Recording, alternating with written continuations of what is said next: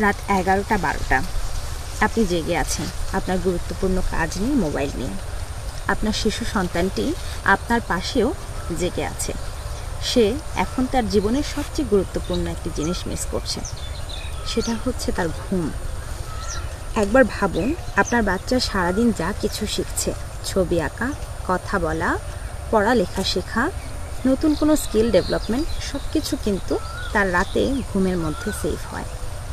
গবেষণায় দেখা গেছে রাতে ঘুমের মাঝে মেমোরি কনসোলিডেশনের মাধ্যমে আমাদের শিশুদের শেখা জিনিসগুলো স্থায়ী হয়। তার মানে হচ্ছে তারা যা কিছু শেখে সব কিছু ঘুমের ভেতরে আমাদের শিশুদের সেভ হতে থাকে। আর সবথেকে গুরুত্বপূর্ণ বিষয় হচ্ছে একটা প্রপার ঘুম আপনার বাচ্চার গ্রোথ হরমোনটাকে ব্যালেন্স করে। তার শারীরিক মানসিক বৃদ্ধির জন্য গ্রোথ হরমোন খুবই গুরুত্বপূর্ণ বিষয়। কিন্তু যদি আমাদের শিশুদের সঠিক ঘুম না হয় বা ঘুমের অভ্যাসটা প্রপার না হয়, তাহলে কি হতে পারে?